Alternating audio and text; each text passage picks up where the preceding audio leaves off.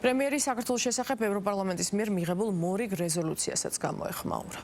ეს არის ევროპარლამენტის მორიგი თუ არსები მე-7 აბსოლუტურად სამარცხვინო რეზოლუცია. მე მგონი ამაზე პასუხისმგებლობა უნდა აიღოს მთლიანად ევროკავშირის ბიუროკრატია. ეს არ არის მხოლოდ ევროპარლამენტის სამარცხვინო ქმედება. ძალიან სამარცხვინოა ქართველი ხალხის შანტაჟი იმის გამო, რომ მან ხელისუფლებაში არ დააბრუნა კოლექტიური ნაცმოძრაობა. ამის გამო ქართველი ხალხის დაშანტაჟება არის უბრალოდ სირცხვილი. ამ ადამიანებმა პასუხისმგებლობა უნდა იგრძნონ, მათ შორის იმისათვის, რომ 2012 წლებში ბოლომდე მწვანე შუქს უნთებდნენ წინა ხელისუფლებას იმ უმძიმესი დანაშაულების კუთხით, რასაც ისინი ჩადიოდნენ. ხო, ადამიანების წამება, რეკეტი, ტელევიზიების მიტაცება, ტერიტორიების გადაცემა, ამ ყველაფერზე ჰქონდა მწვანე შუქი ანთებული სააკაშვილის რეჟიმს, ნაცმოძრაობის რეჟიმს, სწორედ იგივე ბიუროკრატებისგან, პოსტსაბჭოთა პოლიტიკოსებისგან, რომლებიც დღეს საუბრობენ სამარცხვინო ენით და იღებენ სამარცხვინო რეზოლუციას.